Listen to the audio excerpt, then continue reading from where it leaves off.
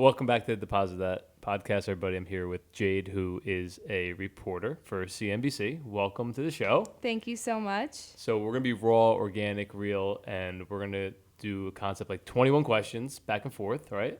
Okay. Let it flow naturally. I got to fire off a question to you. Yeah, Okay. if you want to. Yeah, We'll okay. go like back and forth. Okay. But first, I want to know a little bit about you, your story, and how you got into working for CNBC. Okay. Well, geez. I mean, how far back do you want me to go? As far as you want to go. We have all the time in the world. Okay. What do you got? So, I mean, I've always wanted to be a journalist. Like, I always like to... Since you're like 2 years old, or since when? I don't know about 2 years old. I mean, actually, to tell you the truth, I got into it because I got in trouble in high school, and my English... You got in trouble? Yeah, I got in trouble in high school, but I won't go into that. But my English teacher, he made me write for the school newspaper, the Trinity Triangle. That was your punishment? Yeah, just because, like, I was, like, one of those, I mean... Badass kids. No, I went to a Catholic school, and I was just, late. My skirt was too short. Rebel. Yeah, like, I didn't care. I did my own thing. I was just, like, all over the place. Okay. So I started to write, and I was an athlete, so I wrote about basketball. I played basketball, volleyball. What number did you wear? I'm 32, and 42 for volleyball. Okay. No meaning behind it, but what was your number? 21. Really? Deion Sanders. Okay. Prime time. All right. Put on the show. Yeah. Yeah. Cool. Anyway, so I was writing about sports, but this is actually kind of sad. So there was a girl in my sophomore year. She had leukemia, and and she sat by me in library class, and she ended up passing away. And I wrote about it. I wrote about her because I didn't get to know her, because I thought I was cool, and every day I would ask her for a pencil. But anyway, a mechanical one or like a sharpened one? Just like I never had a pencil. I would walk into class, and every day I asked her for a pencil. Yep. Anyway, so when she passed away, and I felt this is the first funeral I've ever been to, so a lot of emotions were coming out. Sure. So I wrote about it. And the teachers who always gave me detention and things like that, they approached me and they were like, I read your story about Lauren. Her name was Lauren Day. And I was like, wow, it's so kind of... They saw a side of you that they never seen before. Yeah, because I was a party girl. I thought I was cool. Yeah. I just thought I didn't know you had a big heart. Yeah, and I put that out there. And so you totally exposed yourself. Yeah, I exposed myself, and people commented on it, and I decided that, oh my God, I can write, and it was an experience where I was like, this is kind of neat. You can have your thoughts and share it with people, and open people up. Sure. Because at that time I was looking to get into a club or play basketball. Yeah, you know what I mean, or play basketball. I was just What clubs did you go to back then? Anything so I grew up in Harrisburg, Pennsylvania. Oh, right, yeah. There's a club called Wanda's. That was and the place to be. Yeah, they had 18 plus night on Sundays, and I used to sneak in. Yeah, my mom. Did you get in? Yeah. She pulled me by my ear to take me out. It was like this story. If anybody, that's so funny. Everybody in my high school knows the story. Yeah. But anyway, so that's how I got into it, and then, I won a scholarship through Katie Couric really young. And I got a lot of internships. I was Carson Daly's intern. Wow, MTV, right? Yeah. No, he was actually when he was at NBC, Last Call with Carson Daly. My first job was Court TV. My first story was Anna Nicole Smith's death. Wow. So I was in the Bahamas, brand new, covering that story. Then super young too. Super young. Then I got recruited to CBS News, covered a lot of stories. I mean, when the plane went down the Hudson. I was there. Captain Phillips, when he was held hostage. Tom Hanks, right? Yeah. I was there at the home, courtroom for O.J. Simpson, the Vegas case. I mean, you name it, I did it. I heard he got set up for that. Is it true? Yeah, I think someone he got... set him up to potentially go away. But, I mean, O.J. was all over the place. I think, it was inevitable something was going to happen. But you went to St. John's to play basketball, right? Yeah, initially that's why I went to St. John's. But then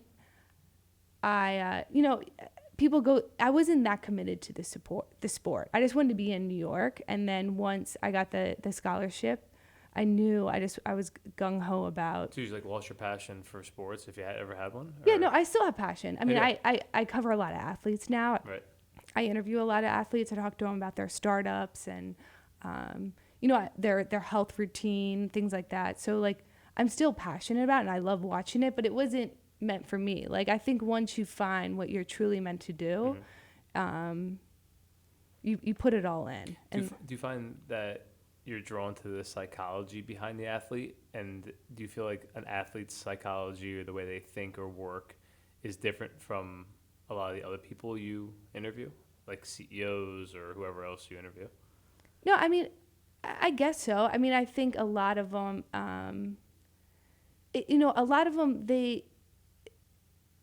it's hard to explain. Like, I talk to them about their businesses, and a lot of them are trying to be something that they're not It's just very yet. difficult. Yeah, Trying to reinvent themselves. Yeah, and like I think so. A lot of them when they come to talk to me, they're not well versed on what their company, and they're just. I think a lot of them are trying to get out of the sport, so they're looking while they're in the sport to get into something. Find out what's next. Yeah, because I think you played football. It's grueling. Yeah, and it's tough on your body and it's tough on your schedule. So I think a lot of them, you see more and more athletes looking for businesses to get into businesses early in their careers as opposed to waiting later. Yeah, I think most people go through that. They think it's never going to end, at least back in the day.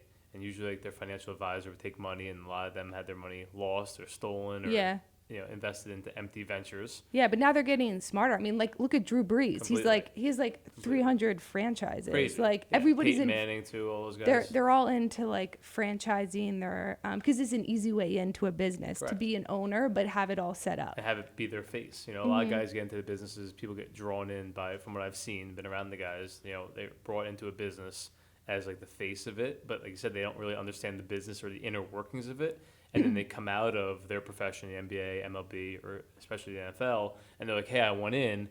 But then there's a huge learning curve of just being like, hey, I'm the guy that endorses our business, to sitting down from a 9 to 5 and showing up and being available 24/7. There's a big guys, big they don't there. do that. And they're not trained to do that. Yeah. I'm not trained. I'm still not. Like I did that for 10 years, but I hated doing that, like having that schedule, No, but building businesses, there's a nitty gritty to it, and they just want to come out there, do the press, be the playboy, be the guy, show up, sign some autographs, and like be the big dog. But they don't realize what goes in behind the scenes.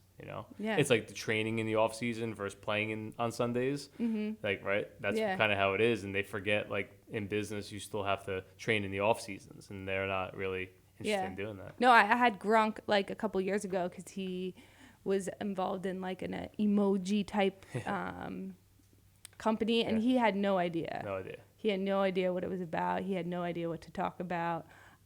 Nice guy, but like, you know what I mean? It was just too soon for them to put him out there. For and he's young. I mean, you got to remember, like, most of the people that play are under 33. I mean, I'll be 33 this year, and I went through the tough life training from December 2007 through today. You know what I mean? Yeah. And a lot of people forget, like, just because you're a star athlete doesn't mean that you have a business sense, and it doesn't mean, like, you're an adult. Like, these are kids that turned into men overnight, and because they're making millions of dollars, people give them too much, hey, we think you should be so far ahead of what you are, but at the end of the day, they're just kids living out their dream, and then when they come out of sports, usually they fall into this unknown phase. Like, I'm no longer the big dog. I'm no longer the celebrity like I was. I'm not the hot topic anymore.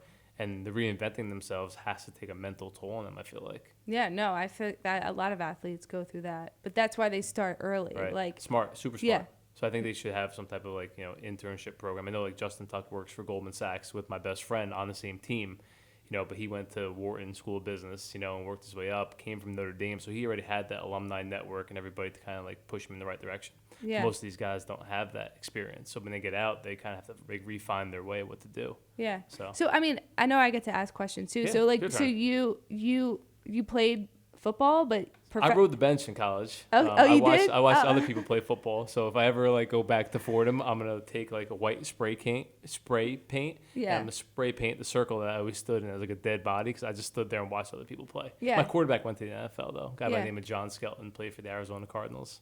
Oh, okay, cool. It's because if people probably don't know, but we met, like, we were doing cryotherapy. We did cryotherapy. Yeah. You found out I was a reporter. Yeah. I was a reporter at Fox Business, and you tried to I gave you my book. Yeah, you wanted me to interview you, Yeah. and because I had talked about a lot of the athletes. Sure. I was interviewing while I was there, and you're like, I'm an athlete, and I have a was book. an athlete, still an athlete. I know, and I remember I brought home your book, and I was like, I was trying to Google. I'm like, is he like, what team did he play for? Yeah. But so my uncle played for the Falcons. So if you Google my name, it'll come up as. Oh, okay. I say like that's the real Jeff Van Note. I'm like, the backup. But he played for the Falcons though. Yeah. Is that what you wanted to do? Yeah. So I grew up wanting to play in the NFL, and then when I went to college, my coach got fired after my freshman season, and a whole new coaching staff came in. Like they made my life hell. They tried like running me out of the program, and then finally they couldn't run me out or make me quit.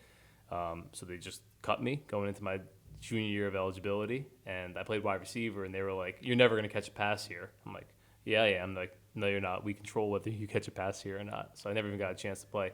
So I wound up getting cut from the team and going into the residential mortgage business in December 2007, right when like the market crashed, like Lehman Brothers, Bear Stearns, you name it. So it kind of took like my football drive and intensity and commitment and just literally paralleled that right into the residential mortgage business, which was a lot harder than training for football from a mental standpoint. So what are you trying to do? Like what's your goal? Who you want to like? What do you want to be? I don't know yet. A father. My number one goal is to like be the best dad to my son.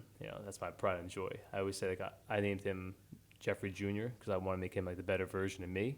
And I'll find a way to do that somehow, some way. I'm a rebel like yourself, and he's definitely a rebel. Like he'll give us a run for our money. But I think overall, my whole thing is. Look, I can help athletes transition from being an athlete into the real world. I've had to do that. I had to do that, on the drop of a dime at an early age when I had no plan. Getting the word out there really about like debunking the myths on real estate and mortgages. Every industry has bad people in it. Unfortunately, real estate and mortgages get the brunt of it because of what happened in 07, 08, 9, 10, things that still happen today, which I'm sure you see stories all the time and hear crazy stuff, Bernie Madoff example, like, right? And really bring transparency to an industry that all information was held closely because that's how people were able to earn the money they were earning. And then, like the Zillows and certain technology platforms came out, Quicken Loans, and they come out and they expose all the secrets. And the old guys that ran the business in the 80s and 90s, the crooks or did things the wrong way or like, their days are over. So I'm kind of like that hybrid old school work your ass off mentality, but bring the technology implementation of truth and honesty and education into an industry that never had that. It lacked integrity. So I've always been fighting the higher ups, on being more transparent and giving consumers like their overall experience, but it's usually their way or no way. That's how they were raised, right? And as far as like the new school kids, like teaching middle schoolers or high schoolers on credit and savings and like, look, don't take a $10,000 credit card just because you're being offered a $10,000 credit card. If you take a $10,000 credit card, that's fine, but you don't have to go and spend the $10,000 on shit you probably don't need, So really just being kind of like that. I never had a big brother, kind of being that big brother to kids, both male and female of all ages, and kind of being that voice of reason where I'm not here to like reprimand you like your parent, but I'm here to show you the way and like lead by example. Got it. Yeah. So do you save? Are you a saver? I'm not a saver. I'm more of a risk taker. And I believe that in your 20s and early 30s, that's where you should take the most maximum amount of risk, right? Calculated risk. I don't know if you saw Shaq. Shaq was on CNBC or something, and he came out. I was watching it one day. Like I interviewed him. Yeah, I don't think it was your interview, though. I think he did Squawk on the Street, maybe. Did he? Okay. Did he? Or no? Yeah, I interviewed him. He told me he wanted to buy Reebok. Yeah. So Shaq's an interesting guy, and I always love Shaq's demeanor. But what he said was, and I can relate to this 100%, every get-rich-quick scheme I lost, right? And I'm like, fuck, me too. Because I'm young, I'm impressionable, I was making a killing. I mean, at 24, I was making $500,000 a year. So when you give a 23 or 24-year-old that kind of money, like, you can do whatever you want with it, you want to go out and buy that car. You want to live in that penthouse, you live in that penthouse. You want to spend $7,000 doing whatever, do it, right? People would come to you all the time because they knew you had money, they knew you were impressionable. I was looking for a mentor, like someone to follow down that path, and it was very hard to find in my selective industry. Plus, all my friends didn't really have money, so I'm kind of like that black sheep, like out here by myself. And do it here. Give me 20,000. You'll make 50,000. Okay, here's 20,000. No signed agreement. Oh, I'm buying a house with it. Then it turns out like they didn't buy the house with it. Or hey, let's open up a restaurant. Here's 50,000. The guy's missing like all the crazy things that people sold you a hope and a dream on. I put a lot of money into, hundreds of thousands of dollars, probably more than $250,000 in get rich quick schemes. I looked at it as, hey, these are good opportunities, right? Yeah. Not looking at the downside risk. And I don't like that, but when it comes down to calculated risk, like you believe in a business, the business might work, take that calculated risk. At 24 years old, I had a Remax franchise, 2 Liberty Tax services, and I was running a $500,000 a year mortgage business. So I've always invested in concepts that I believed in. I lost a ton of money day trading, but it is what it is. You have to learn that in your 20s. You could always regroup. I always say, like, I made all the mistakes in my 20s that your average person doesn't make until they're 40 or 50, where they cannot recover from, or they don't have the energy to recover from. Mm-hmm. Now that I'm in my 30s, I went through my preseason training, if you will, of what not to do, and that's where my true value comes from. Like, I could spot a con artist from a mile away, or I could see a bullshit scheme or concept that's not going to work before it's even pitched to me these days. But if I didn't go through that, and I was in the Bronx, so imagine me in the Bronx, like the Wild Wild West, getting all these types of scams and gimmicks left and right, being an impressionable, trustworthy kid. Like if I borrow $1 from you, like I'll give you your dollar back immediately. And I thought everyone operated with the same intentions that I did. Like I'm not a contract kind of guy. I'm a handshake kind of guy. That's how I was raised. But no one ever said to me, well, if you're giving somebody $100,000, you should really get a contract in writing. I was like, all right, here's $100,000. And, a lot of that money went missing. Wow. Can I pitch you a startup? Yeah, what do you got? No, I was just kidding. I trust you, though, yeah. So I feel like you're an honorable person. So you can pitch it. I don't have to do it, I know, I'm just playing. So what I thought would be a cool concept is teaching people how to interview people from a social standpoint, right? Mm-hmm. Obviously, you have the Bumbles and the Tinders and the Hinges out there. And I feel like whenever I go to a restaurant with either a guy or a girl, whatever, we always joke around and say, like, oh, like, look, they're on their first, like, social app date, right? Yeah.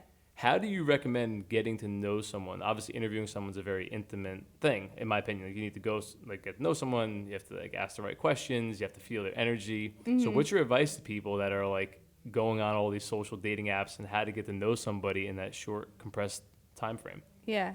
Well, I mean, I miss the whole, like, online dating phase.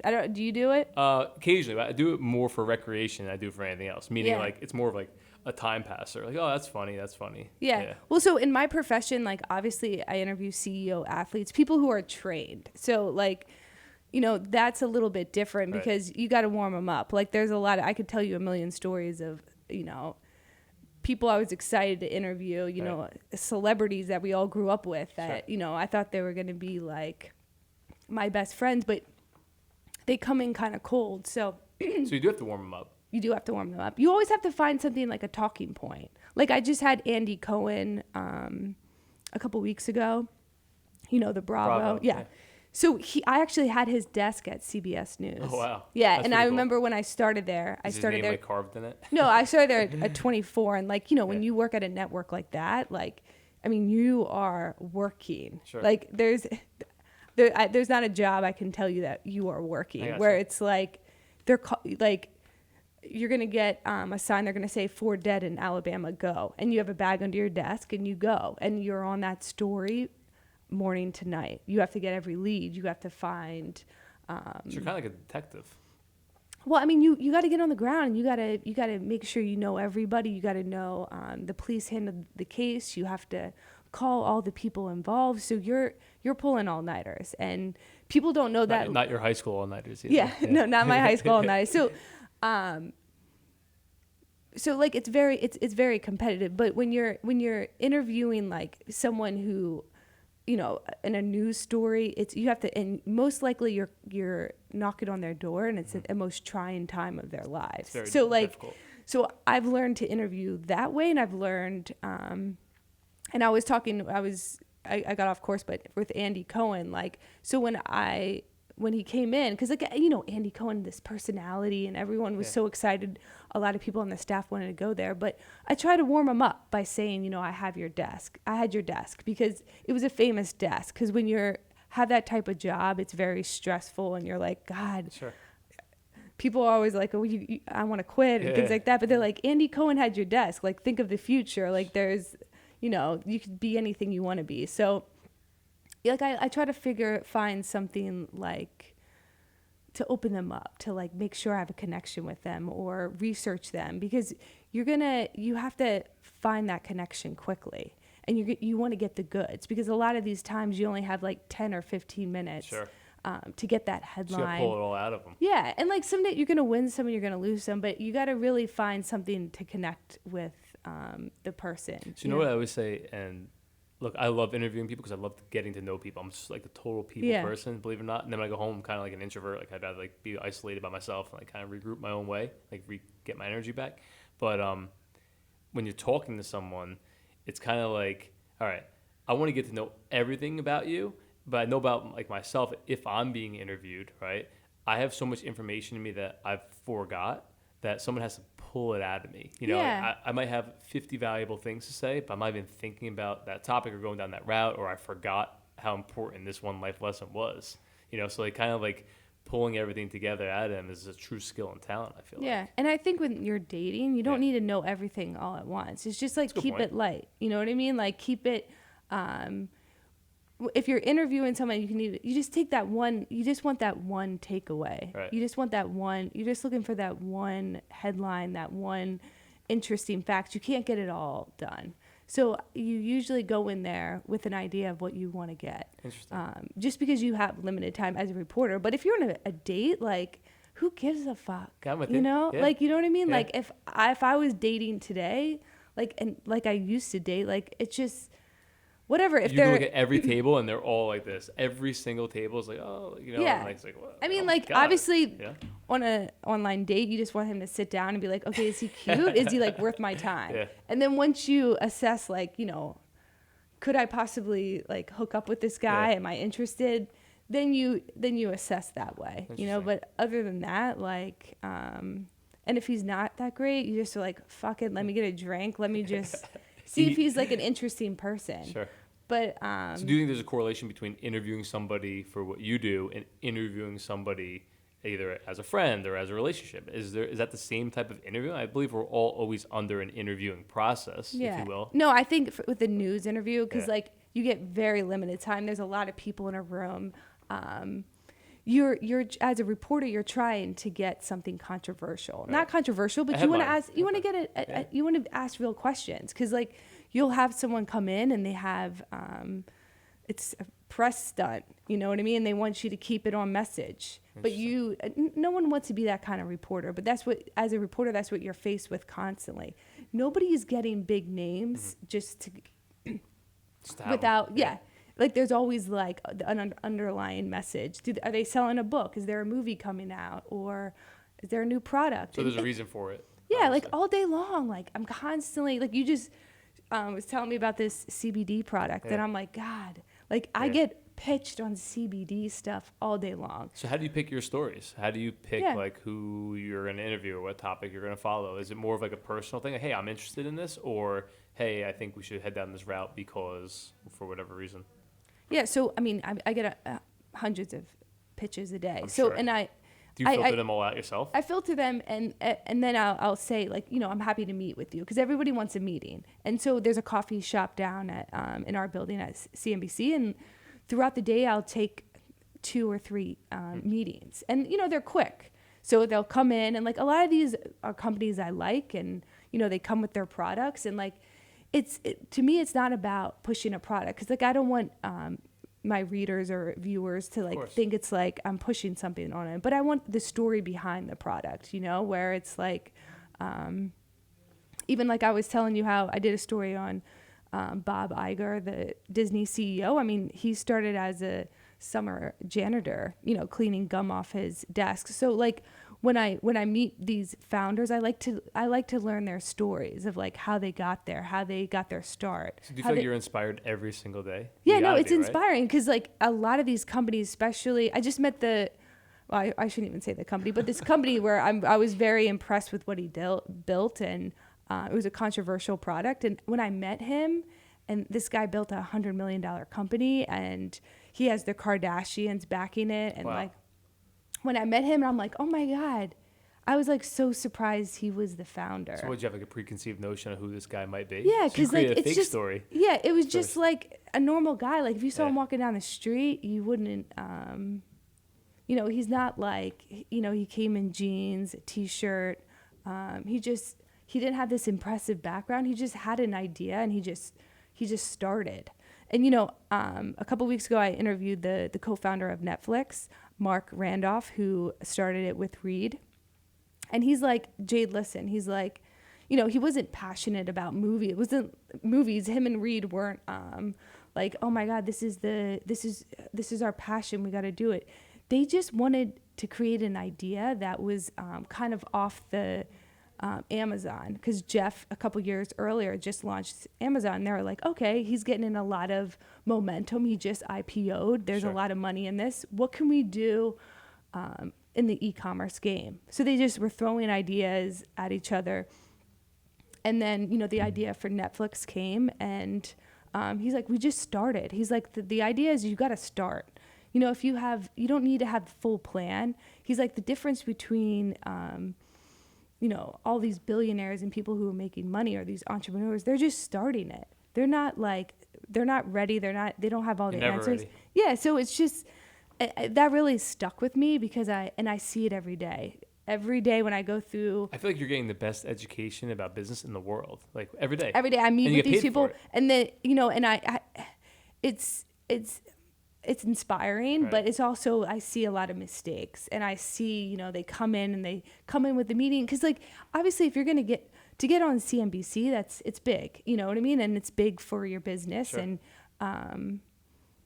you know, it can do a lot, and I mean, it's easy. There's so much noise out there. It's not hard to it's not hard to get your product like in a story, because there's blogs and things like that. But I think there is a certain bar with certain business sites, like a Bloomberg or a CNBC or other things that, like, you know, you want to get good press, and you want to get your story out there. But a lot of them, they come and they have like a mission statement, and they want to just reiterate it to me. And it's not like this real conversation of like. So do you filter that? Like, do you take that down a different route when they do that and try and break them down to like being themselves? Well, I give them a minute. You know, I give them a minute, because like a lot of them come in and they're excited. Right. And nervous, anxious, I'm sure all. No, they're just excited, and they want to talk about their product. They want to tell me about their story and how this is going to change the world. And like, I give them their time. I give them their moment, you know, and I think, I don't know what other reporters do, because I know a lot of reporters don't take the meetings necessarily, because it can drag out your day. Right. And especially when you're on deadline and you have to go meet Mary, who's gotten, you know, this organic face lotion that she made out of her garage, but it's going to, you know, change everybody. Yeah, change everything. So you don't want to disappoint Mary. So I go down there, and I meet with them, and I try out products and things like that. You know, you ever hear of the One Wheel? Well, you've seen the Lime scooter. You posted today? Yeah. I was gonna message you like, you're coming on the podcast. Please don't fall. Like, I know, please right? be careful. Yeah. So it's like this. I don't even know how to describe it, but it's like a hoverboard. Yeah, type hoverboard. Thing. And like, it was actually kind of dangerous, but these guys were great, and so like the they had a seeker great. And you came out and you. Yeah, they had a great pitch, and I tried it, and I want to do something with them, but I can't do a story about your product. I want something bigger of like how you got your start, because like I want to be aspirational to like everyone, you know, in the country. I think you said the biggest thing is like starting, right? I mean, most people sit on ideas or sit on concepts, and they're just sitting there, and like you talk to them a year later, and like, yeah, I'm still thinking about it. I'm still working on the business plan. And it's like, no, just start, because the sooner you start, the earlier you can adapt and work out the kinks. But people don't ever just start.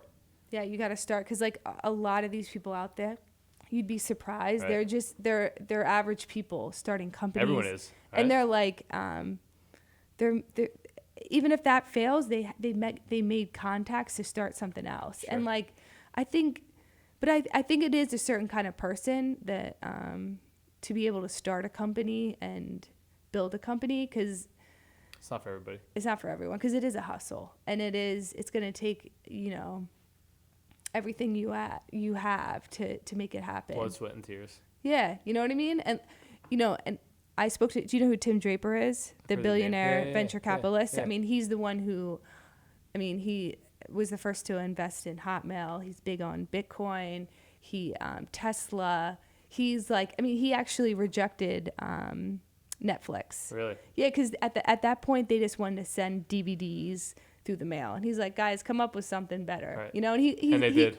Yeah. And like, he even said to me, he's like, yeah, that was, I could have, kicked myself for that one. Yep. But he's the type of guy who he gets constant pitches, and like, after, it can be draining, but you really gotta think about being different.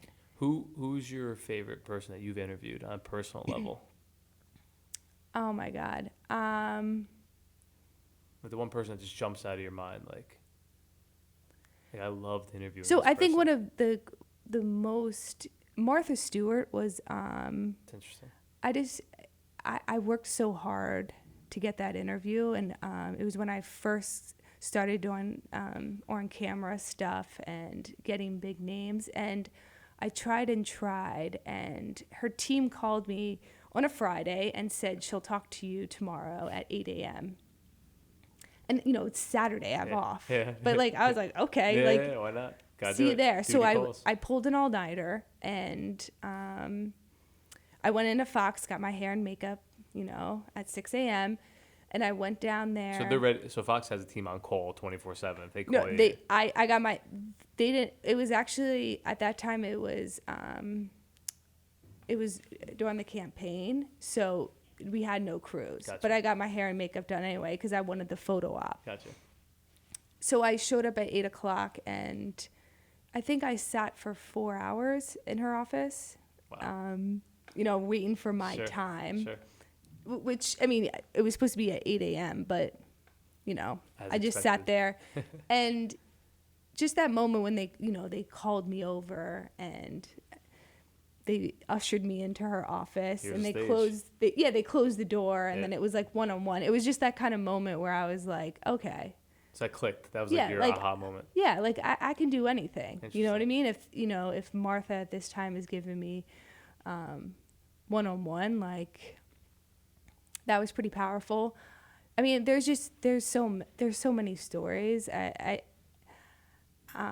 Athletes. We were talking about Brett Favre was another big one for me. But Sure. I think some of them when I interviewed the CEO of Tyson Foods, and this was probably like 3 years ago. This was his first interview as CEO, and he told me the future is plant-based meat. Yeah, it could be on meat, right?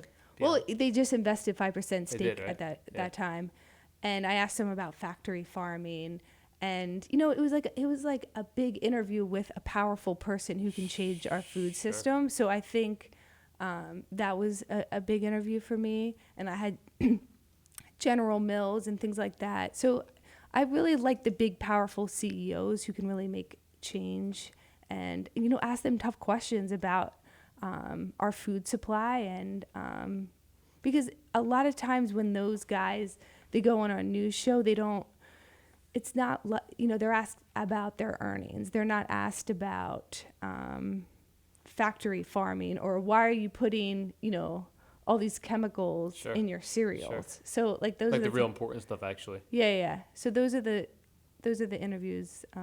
Where do you develop your questions from? Like, obviously, you said you do some research on people before they come in. You have to know certain facts. Yeah. But, like, at what point do you just take the conversation down, like, a real raw route of asking them, hey, like, these factories here, like, what's your goal? Or, like, why are you putting this in your product? Yeah. So, I definitely, for a big guy like that, I Yeah. prepare. And I usually have my questions, a whole list of them. Oh, you do? How my dream, how I want it to Sure. Like an outline. flow. Because, everyone says, oh, I'll be off the cuff. But you have 20 minutes. They That's sit all you down. have, 20 minutes. Sometimes, maybe sometimes longer. But there's multiple people in the room. There's a crew. When the cameras are on, you're kind of different. And it just goes a little, and everyone kind of like gets a little stiff. Like even our conversation out there was Right. like more loose, but like here, like people you feel change. pressure? Yeah. You sweating? No, I'm not sweating, but it just changes things. But I think, yeah, I go off the cuff all the time because you can't read from your questions. You just prepare it and then you let it go. What do you do if you're interviewing somebody and you're like, I really don't like this person, or like I really don't want to like learn anything else, or like, you know what, they're not who I thought they were, or like they're giving me bullshit answers. What do you do? Yeah, I mean, I'm sure it's happened. Yeah, it does happen. I mean, like it depends if it's tape, you can just you just wrap it up, right. Because a lot of times people, they don't want to give you the truth, or they're going around you and it's just you feel like you're not getting anywhere. So I mean, if it's like live, sometimes we at Fox we used to take viewer questions. Oh. That's like your trick. Any questions? Yeah, like just to lighten it up. But I mean, I don't know if I really had something where I hated interviewing the person. Yeah. I think there were times where I felt like I didn't get anything. But usually in person, you can get a lot more. When I do phone interviews, that's where you start to... do you do a lot of phone interviews? You do, yeah, a lot of phone interviews for... depending on what story, or to get sources for a story, or to get, comments for a story. What was your favorite story you've ever covered in your entire career? I mean, I was very, very passionate about GMOs for a long time. Why? Just because I think...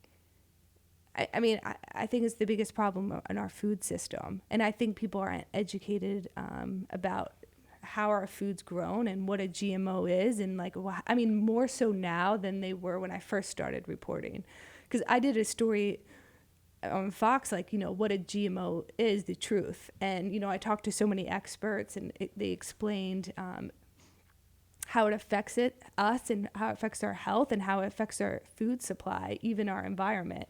So I did so many stories that, eventually they gave me a top executive at Monsanto, and he came in and we did a real interview. And, speaking of that, I think that was one of my proudest moments is, really asking him the questions, because they... Are they the questions that no one else asked them?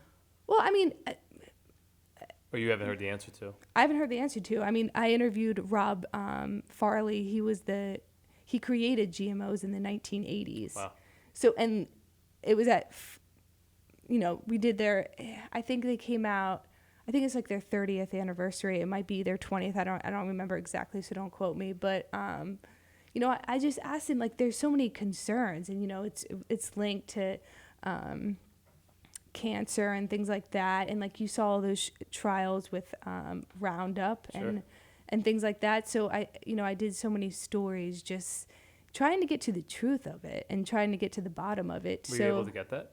No, I mean, it's still an ongoing fight. Thing. People still use Roundup, and GMOs is practically in everything that we eat, everything. And your average person probably doesn't even understand that or know that. Well, I think more so now, because non-GMO people are, consumers are buying more non-GMO now. But the damage has been done. You know what I mean? That's why cancer has been. They haven't had a direct link to it, but there's just a lot more that has to be researched on this. And I think especially corn and cotton, it's 90% GMOs. Other countries, a lot of countries have banned GMOs, or only use it in limited quantities. Here in the US, it's just all over the place. It's crazy. So do you find your passion's really about health and wellness? Yeah, no, 100% health and wellness. Yeah. So you're running a marathon, you said, this upcoming weekend. Yes. Are you nervous? Yeah. I think I'm interested to see what I can do, how I'll perform. You know what I mean? Because you train, and I could have trained better with a fan. Yeah. Oh yeah. Yeah, I could have done a lot. You know, I didn't take the training as hardcore as a lot of people do, because there's if anybody knows a runner, they're very... I'm just not the runner type girl. I don't really have the body for it, sure. Or it's just I don't enjoy running long distances, but I'm doing it for myself. So it's more of like a personal thing to check off the list. Yeah, like I just want to see like. Do you think you're gonna do another one after this, or definitely not? I have to see. I have to run the marathon. They say first. the recovery on it's like days, right? Like 2-3 days. I have to see. So you're gonna stay in Chicago? Or you're gonna fly right back? No, I'm gonna take a day. Yeah. Regroup. Get together. Yeah, it's just I'm one of those people that I'm always just trying to push it. What's next? That's why I've bounced around. I've been at like 6 networks. That's right though. Yeah, no, I mean I'm very blessed and I'm very grateful for my career and like to keep switching up what I cover and how I cover it. I mean, it's been fun. So you said when we were outside waiting to come in, you said that you believe people are born with it. I call it like the it factor. You know, you either have it or you don't have it. You said that you believe people are actually born with it, right? Yeah, well, you asked me what like, where I get my drive and, and I do. I think people are definitely born with it. I think they get it at certain times. Like it's not like, oh, I'm born with it. Like at 6, I know I'm going to be a reporter. I'm going to conquer the world and I'm going to do this. Like, I think it goes in and out. And this is just for me. Like there's some years where I'm super motivated, super passionate. And, I feel like I'm just crushing it. And then there's times where, I settle back for a little bit, but then it comes up again. It bubbles up. So like is that usually when you make your move to another network or something like that? You get complacent? If I get bored, that's when time to go.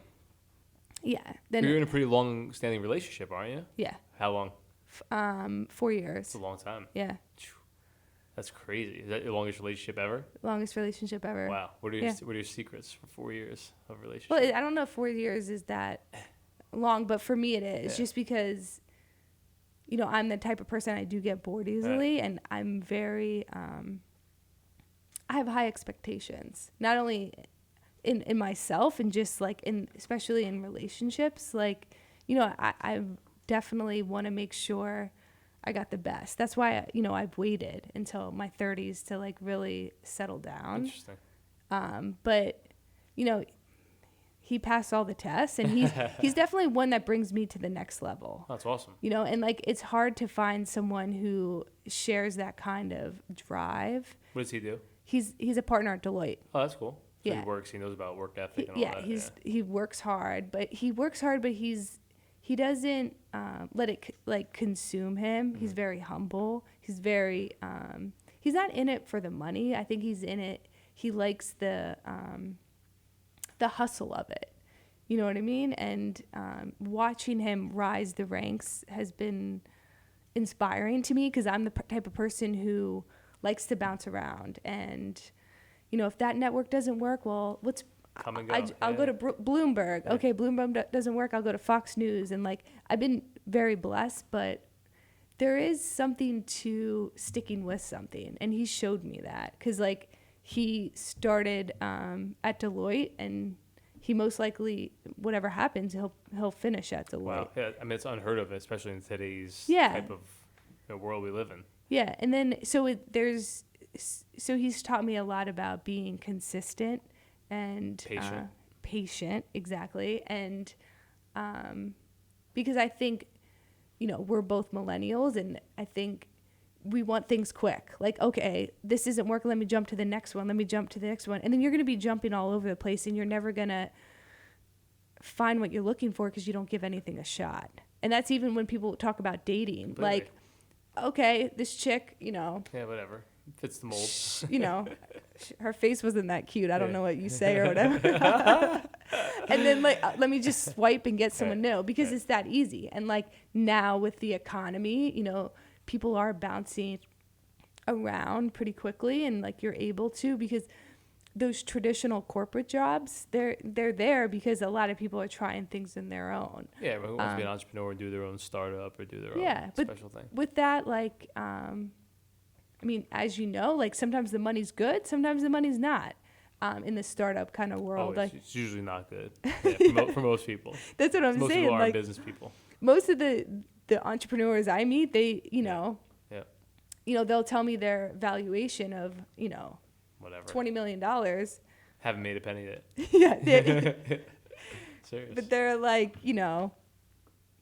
broke as hell. Yeah, And that's the truth of it. But yeah, that's it. So as far as like tech startups go, what's your opinion on the tech space in general? Do you think more people start to enter the tech space, or do you think a lot of people are gonna, as like these tech valuations that are, I call them phantom valuations, where like, how the hell did you come up to that valuation based on like 3 years growth, like 70 million? Like you do $3 million a year in sales, like just because you did $100 in your first year, you know, 2 million your second year, 3 million in your third year. How are you valued at this big number? Do you think that eventually that whole house of cards collapses and people have to get pushed back into like the everyday W-2 workforce?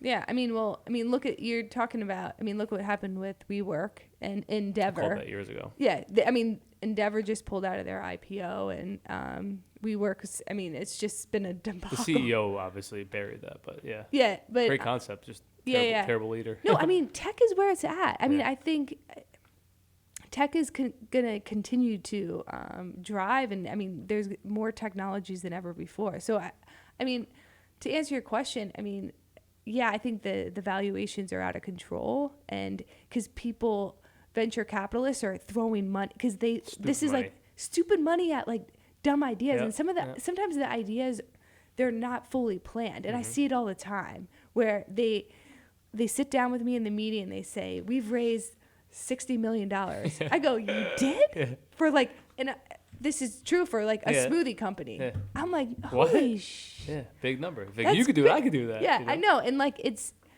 I'm like, I want to do your story, but this isn't, they haven't had it all figured out, and it's nothing new. So yeah, I think there's some kind of bubble that's gonna like burst, because the money, people are throwing too many money at these so-called like ideas that aren't fully planned, and it's actually so much easier today to be an entrepreneur. And these cell phones, yeah. Well, even Martha Stewart told me that. Speaking of that interview, she was like, when she started out, she was like, I had to go door to door with pies. Phone book and rotary phone. Yeah, and she had to go door to door with pies, and she had to make money to put a little ad in the newspaper. She's like, now people just upload on Instagram. Instantly. Like, literally all my friends are Instagram influencers. Yeah. Like, they just, they have all the cool kids, that's why. No, they just post one good pic of like, and they're like, this is flying it. Off the radar. Boom. And then they try to build their own thing. You see them with products, and it's cool. Like, go for it. Like, I love this. I love this kind of... it's like an entrepreneurial spirit. Yeah, I love it. But I think it's just like, it's kind of all over the place. Don't you agree? Completely. I think, I tell you, like myself, like it took me 9+ years to become comfortable sharing my message with people, right? And I'm pretty active on social media because I believe what I have to say was developed on like the door-to-door knocking grunt work experience, like reinventing the mortgage business. Again, I was 21 years old, so I didn't have any bad habits in the mortgage business. I didn't know about bullshit loan products. Like, I started like down in the gutter when the market was the gutter. Like, I was 20 years old, I had no money, and my dreams were canceled, right? So it took me 9 years to really be confident that my voice, my influence was valuable to people of all ages. People today have like a one-hit wonder, right? They did something for 6 seconds, and now all of a sudden they think like what they have to say is valuable. I'm not saying that what they have to say is not valuable or their opinion's not valuable, but like I have a 12 or 13 year track record of killing myself, blood, sweat, and tears in many different endeavors, lost a lot of money, made a lot of money multiple ways. Like, what I'm telling you the real way. Whereas other people like, yeah, I got lucky, and I'm telling you my story on how I got lucky one time, and I'm like, well, you're a one-hit wonder, do it again. Like, again, put more time and do it, repeat the success. Don't just say, hey, I got lucky and I left my 9-to-5 job and I hit it for $1 million. Great, because as quickly as you hit that $1 million, you can never do that again in your life. I think that like consistency and longevity of giving multiple opinions on multiple fronts of business is where the most value comes in. But like you said, people put one post up, it goes viral. Now all of a sudden they're an influencer or like they're knowledgeable. I'm like, what? Oh, even like with nutrition or fitness online, I've sat with many influencers And I asked him a simple question, like, do you have a degree in nutrition? No. What I will tell you is, which I don't, well, go ahead, but I don't think first. you need, I'm not saying you need that. Like, I'm not about, I don't think you need all these degrees or anything. Like, I think, I'm not looking for that, but I need a little bit something more. Like, there has to be a story. Like, and I think that's the aspirational part, is taking those little steps. You know what I mean? Like, I'm constantly putting pressure on myself that I should be farther along. Like, why am I? Yeah, really? Constantly. Like, I always, like, even though people like, oh, this or that, like, in my own head, like, I'm nowhere near where I should be. And, like, I'm actually behind. And so that's what keeps me. You're right where you need to be. Yeah, I know. But, like, that's what keeps me going. Wanting more. Yeah, and wanting more, because, like, then it pushes me to the next step. And I believe in my own career, I need to take more risks. Sure. Like, I've been to all the networks. Like, I know. So what's next?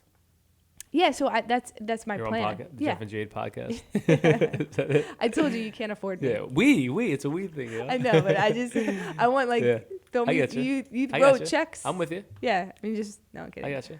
But what were you saying? I forget. So I'll give you an example. So the power of social media, again, it's still evolving, it's still growing. What's crazy is I used to have to literally get in my car, drive around all New York City, Bronx, Brooklyn, Manhattan, Queens, Lower Westchester, parts of Long Island, Staten Island, Jersey, along, from Fort Lee all the way down to Hoboken, Jersey City, even out a little bit west towards, like, Union County.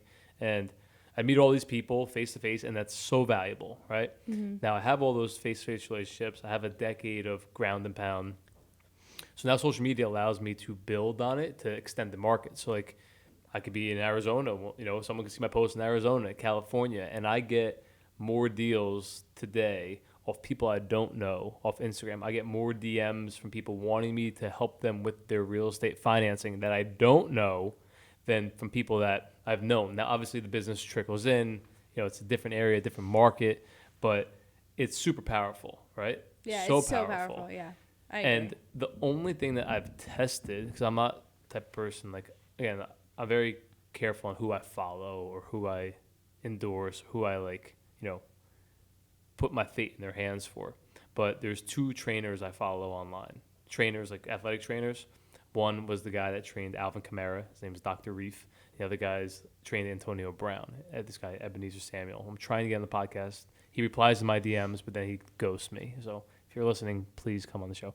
But I've been doing their workouts, only their workouts, literally for 5 months now, let's call it. And I've never been in better shape in my life. Conditioning-wise, I don't like running, so I don't really run. But I literally only follow their two workouts, and their workouts are insane, legit. Like, I don't care about them because I could show physically, like, what they're saying works, right? Like, they've had these guys, Antonio Brown and Alvin Kamara, two of the best in-shape athletes, get into this kind of shape, and they're posting their workouts. Like, that's so valuable, I didn't pay them anything. I literally go watch their page, watch their workouts, and I mirror all what they do. So in today's world, like, you could build your brand wherever you are, and you never know, like, really who you're influencing in that case. True. I think that's so powerful. Yeah, I agree with you. You do actually look thinner. So I'm down 25 pounds. Holy smokes. So I broke my ankle. Like, right after I saw you last year, I broke my ankle. And there's different levels to, like, what comes with that. Like, the mental part of it, the physical part of it, the spiritual part of it. But it, like, taught me that I was carrying too many people, mentally, physically, emotionally, financially, right? And not having the proper foundation. And I never had the right foundation in anything. Like, I was always the guy, like, if I go to the gym, I'm going to bench press because, like, it's cool to bench press, right? I didn't focus on, like, ankle mobility, calf raises, all, like, the things that you really should be focusing on. And that was in every area of my life.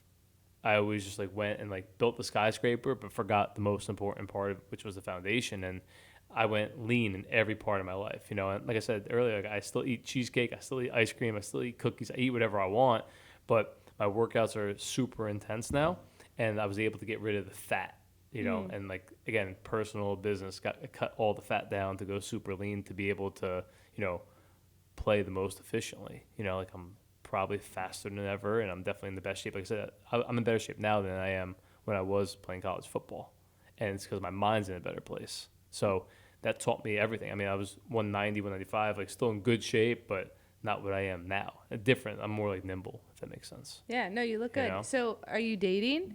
No, I think I'm gonna take some time off away from that. I'm up with my son's mother, and that's Oh, you're with her or no? I'm not. No, Oh, okay. no. So that's complicated. My son's my top priority. Yeah. And you gotta get back to the basics. Get back to the basics of like reinventing yourself. So before I broke my ankle, I left a $500,000 a year W-2 career, which I did for many years straight.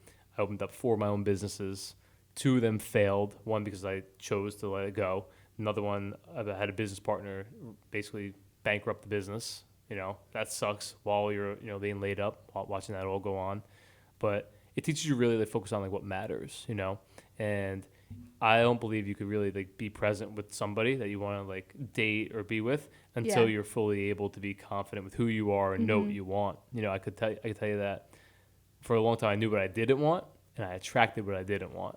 So now going you believe through in what I went that, through. like the law of attraction kind of thing? Oh, completely. Yeah, completely. And like also like what you put out to the universe, karma's a bitch, right? And that's true.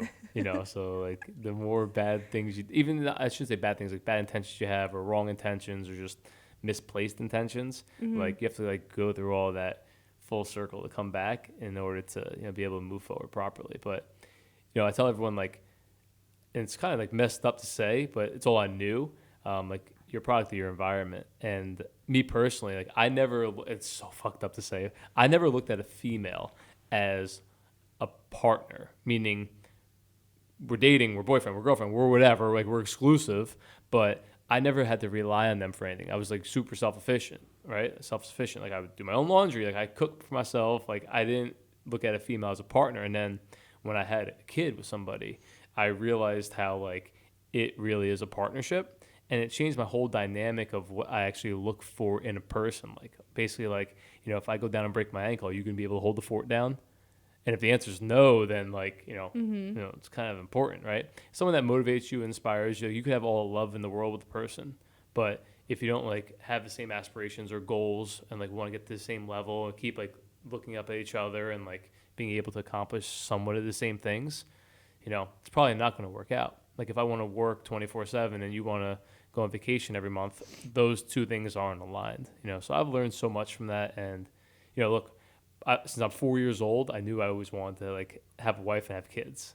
So I knew that literally at 4 years old, I've always loved kids. And I got my kid, Yeah. And he's definitely my purpose for sure. So I got my biggest blessing, but I had to go through the past 24 months of my life have been hell in order to go through all that. So my blessing came out of the other side. You're full circle now. Complete. I like all it. the karma's gone. Everything got washed out, So now, Yeah. now it's like kind of smooth sailing. The path's, wide open. All right. Well, cool. Well, you never know what can happen. Yeah, whenever it is what it is. Yeah. So as we wrap up the show, so deposit that means that you have to leave the listeners, the guests, with one thing to deposit to their memory bank. So deposit that means like deposit that one thing and be able to move on and implement it to make your daily life, personal, professional, better. What's one thing you want people to remember you for that you told them that they could improve themselves? Start. Ooh. Just do it. Start it up. Yeah, just start it up. Just start today. There's a song. I gotta find No, this. but don't. I mean, like, it's just you gotta go. Like today, right now, start. So, what advice you give somebody to start? I mean, it's little steps. Whatever. Everybody has something that they're holding on to. This is one of my favorite songs. You know the song? You know the song? That's one of your favorite songs? It's called "Start It Up." Oh, okay. You know? Yeah, I couldn't hear because I'm wearing the headphones. You know that? Yeah. This is like your club days. Yeah, but that's it. And listen, I need that my own advice because it's with anything. It could be with a diet or it could be because people are like, oh, well, shit, I had that, cupcake. Sure. Like, or I'm gonna wait till a new year. No. Yeah, because like I already fucked up today, so I'm gonna fuck up the next meal. It could be, but just okay. You might have fucked up in the morning, but like let's just start now. Interesting. You know what I mean? Like, Yeah. and I think start now, whatever it is, like little steps, and you got to start every day with something. That's my advice, and like I have to listen to it too because we all have something we want. They always say practice what you preach. Yeah, we all have something that we want, but we don't start because we're just like, oh, it's not the timing's not right, or I'm too fat, or I can't start dating because like I want to be perfect. You know, I mean, listen, at the end of the day, like, you are who you are, and the right person's going to come. So start that diet, go on that date, look for that job, start that company, start that podcast, whatever, who cares? And that's why I did this. Like, I don't even know if I'm allowed to do this. Like I told you, like, maybe you're gonna get fired and have your own show. You know, you contacted me so much that I was like, let's just do it. Like, right. What, I mean, if we got to shoot it a couple times, yeah, but it's just, who cares? Yeah. Like, just start doing something. And like, you know, whatever, if it's not you, like, I'm no marathon runner, but I'm going to, on Sunday, my ass is, I better get a text after you finish. Like, yeah, I'm running it. And like, I'm not going to stop because I want to do it. And then, you know, you never know what that can lead to, because like, you're going to accomplish that. So just start something, start whatever it is right now at this moment. Because listen, you get one life. I mean, why wouldn't you? Who cares? Nothing to lose. Nothing. I super appreciate you coming out, taking the Thank time. You. And it was great to finally get you in person again. Yeah, so definitely. we'll have you back on as a follow-up next time you're ready. You come up with your own story. You could like leak it here first. Okay. Thank you so much. Thank you.